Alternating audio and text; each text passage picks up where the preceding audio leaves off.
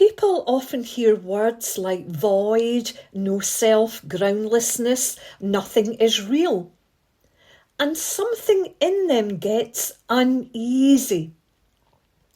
Because sometimes after meditation, after psychedelics, after intense inquiry, or after hearing non-dual teachings, life can suddenly feel strange, distant, or unreal. And many assume this must be awakening, but very often it isn't. Very often it's simply destabilisation. There's an important distinction that isn't talked about enough.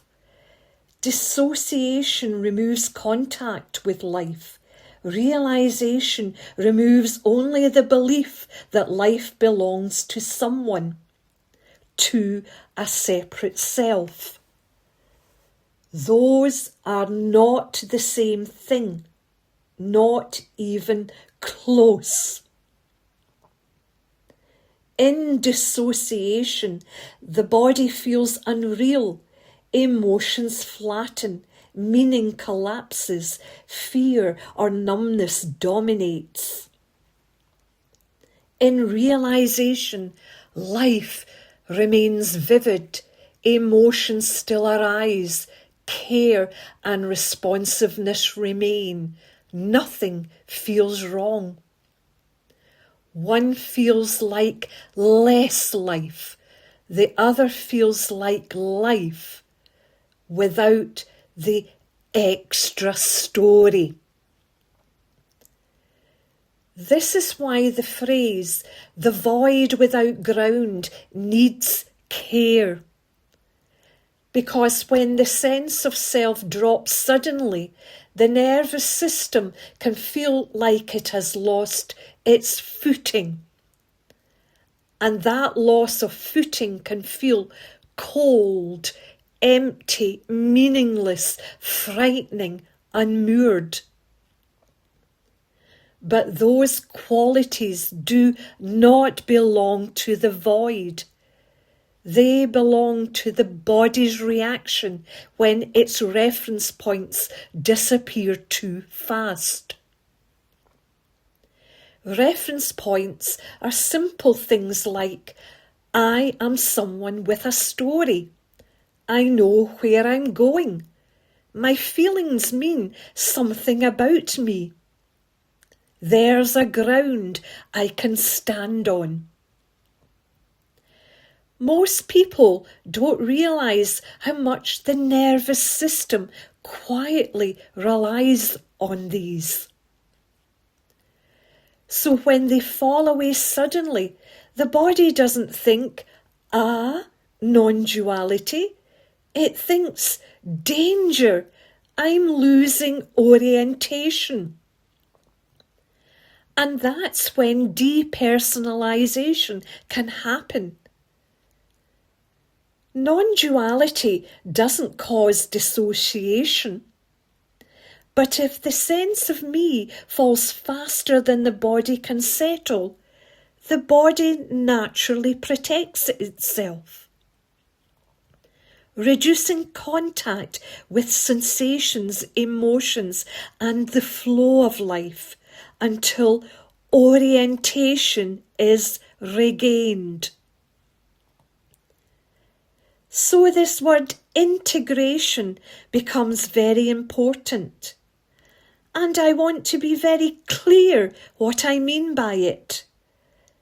By integration, I don't mean fixing anything, healing anything, or adding a practice. I simply mean that life continues to function normally when the sense of me loosens. Integration is when the body doesn't panic as old reference points fall away. Sensation remains, emotion remains, life keeps living itself. Dissociation removes contact with life. Integration allows life to remain fully present, even without a centre. Integration isn't psychological work. It isn't spiritual effort. It's simply the organism not resisting reality. Nothing dramatic happens, and that's the clue.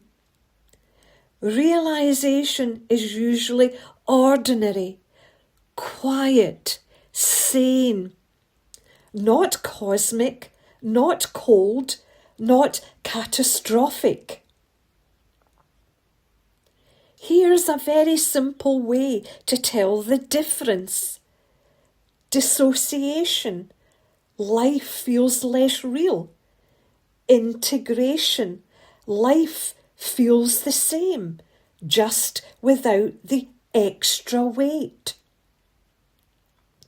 If aliveness remains intact, integration is happening. If life feels distant or unlivable, the body needs care, not philosophy. If what you're experiencing feels frightening, destabilising, or unlivable, that's not awakening. That's the nervous system asking for care. When people describe the void as bleak or dead, they're not describing the void. They're describing what it feels like when the self loses its footing without being held. The void itself isn't an absence. It isn't dead. It isn't empty. It's simply what has always been here.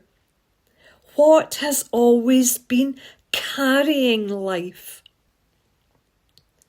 So when recognition happens with integration, the world feels ordinary but intimate.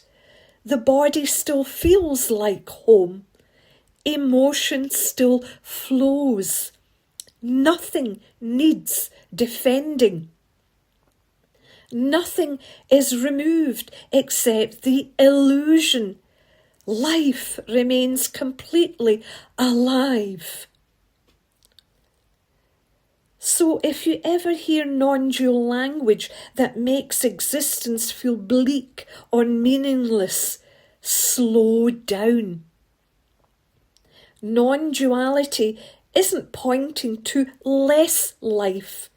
It's pointing to life without the extra fiction. Not disappearance, but simplicity. Not void as absence, but groundlessness that was never a problem to begin with. And when this is seen gently, with the body included, with life allowed to remain exactly as it is, nothing falls apart. Only the story does. And life keeps living itself. Thanks for listening.